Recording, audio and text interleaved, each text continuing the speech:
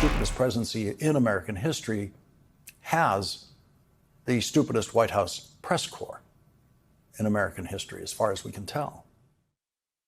Strong words from MSNBC's Lawrence O'Donnell bashing the White House press corps, calling them, quote, stupidest in history of the United States. O'Donnell criticized the press corps for not holding the Trump administration accountable for posing any hard-hitting questions to the president. Lawrence O'Donnell went on to say that the press corps has become accessories to Trump letting the president dodge critical questions. Let's watch more. And the press corps have become accessories to pretend, and only pretend, that he is openly communicating about what he is doing in his workday, when he never really answers questions. And so that is never true. And Donald Trump uses the press corps as accessories before and after the fact of his lies. Donald Trump uses White House reporters to evade questions asked by other White House reporters. O'Donnell's reaction came after President Trump, in his last cabinet meeting, shrugged off a question from CNN's Caitlin Collins on a weapons shipment to Ukraine. Let's take a look at that. So we're sending some defensive weapons to Ukraine, and I've approved that. So who ordered the pause last week? I don't know. What did you tell me? I think that's a question for the Pentagon. Lawrence O'Donnell is awful, and This just can't be a blanket statement. Just a loser, and he sucks. I mean, I don't know what else to say. Trump, like every other political figure, occasionally dodges questions he doesn't want to answer. I would submit to you that Donald Trump is by far the most direct and honest with the press corps politician figure we have ever seen. Compared to Joe Biden, you actually can't, because Joe Biden spent very little of his time actually answering questions from the press corps. He left it to Karine Jean-Pierre, who did a terrible job answering questions. Now, on the point that, and also that was Lawrence O'Donnell calling out his own people. MSNBC sends people into the press pool. So do other liberal outlets that ask tough questions. Caitlin Collins, that was a good. So he was maligning Caitlin Collins there. She does a fine job asking questions. I don't agree with her on a lot of stuff, but it's fine. Now, so that was a bad example. If what he meant was that some of the right-wing influencer type people who are occasionally in the press room, they kind of suck up to Caroline Leavitt, and and they don't ask a lot of, even from a conservative perspective, they should be doing pushback about what are you doing to accomplish this conservative policy, that conservative policy. In the end, it's been a lot of, maybe this Epstein thing is going to end that because they're all really upset about it. Yeah. But they've done I'm painting with a broad brush, but some people in there have been not very professional or asking questions of powerful people. It's been more like a fandom, and that does annoy me, but I don't know that's not what Lawrence O'Donnell said in the remarks we played. Well, I know he said that there are, like you said, there are friends of his probably there, and people who have been in his career for 40 years that he knows ask tough questions. So what I took from watching the whole segment was that, his criticism wasn't only about individual reporters. It was about the chilling overall effect that President Trump has on journalism today and people asking questions. So we know that President Trump, like you said, I'll give you that. He does answer a ton of questions and make himself accessible. People call him on the phone. Reporters call him and he just picks up and answers. I watched it Can happen you on News imagine? Station. He called in.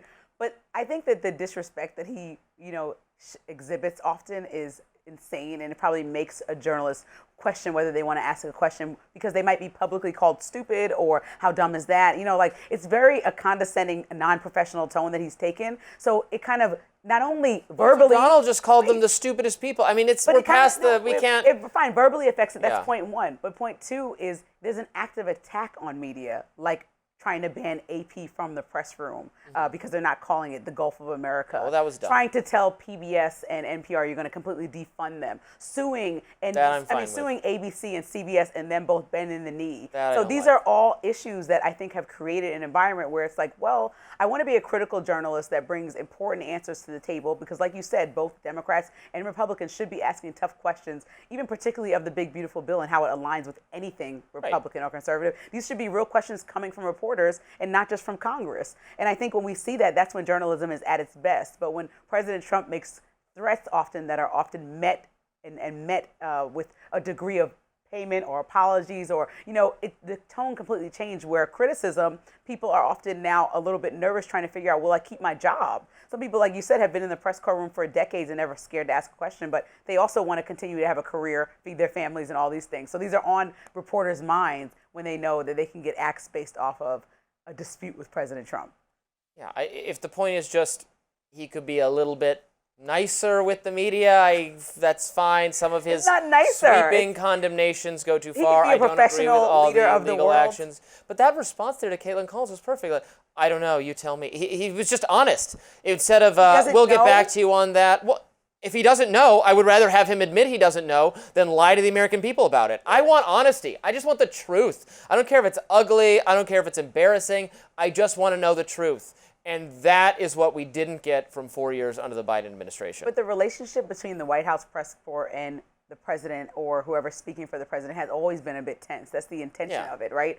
I just think that we need to make sure that environment is fostered intentionally and not where we're bringing in, like you said, a bunch of favorable influencers or creating an imbalance where the people that are going to ask the tough questions are not even given the space to do it when it airs. Democrats, it's less maybe colorful language, but Democrats attack the media too.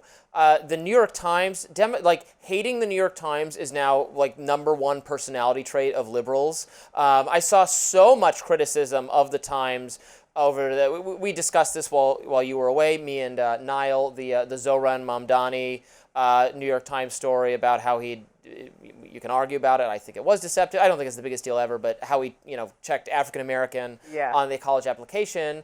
And, I don't think it's in my radar, I said I don't think it's the biggest issue ever. It's certainly, I think it's a story. I think it's fine to write about it, point out. It's interesting to discuss. And liberals, Democrats are furious that the New York Times even wrote about it. So there's media criticism way too. The press works best when it's not being allegiant to anyone. So even when you call the New York Times a liberal outlet, the fact that they can criticize or bring up, point to, shine light on something like that shows the balance there. I love that you liked that story and thought it was worth reporting. And I love that liberal people are criticizing the story because that's the point of the press, not to be, a magazine where we're working with sponsors. So then what's the problem when Donald Trump criticizes the press? Because he's not answering critical questions, and I think Caitlin Collins, who's been berated by not when he President doesn't know the before, answer. she didn't follow up, and it's kind of like, well, in the past, maybe she would have not thought twice about following up, but because what comes next might be a personal dig, it's like, okay, fine. You're not. But there was follow-up. Then there was subsequent reporting that it was apparently Pete Hegseth that ordered the pause, and that was done without Trump's awareness, and people can make of that what they will. That was what we discussed earlier, the basis for Richard Blumenthal, his call for Pete Hegseth to resign over that. I don't really have a view, I guess, on whether the defense secretary should have enough independence to make that judgment call on his own. Probably he shouldn't. Probably that's something, honestly, that's something Congress should weigh in on. Is, again, a point it's becoming tired of me to even bring it up. We're so far beyond that we just have unilateral foreign policy being made by the executive branch rather than Congress wanting to do anything. But there it is. Yeah, I think there's a bigger conversation about people's jobs feeling like they're on the line, depending on what the conversation or dialogue is with President Trump specifically.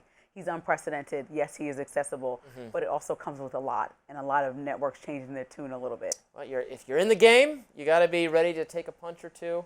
Got to give it as well as you get it as well as you give it. All right, the man whose Hillary Clinton meme landed him in prison got his conviction overturned. That's a major step in the right direction. We'll get into it up next.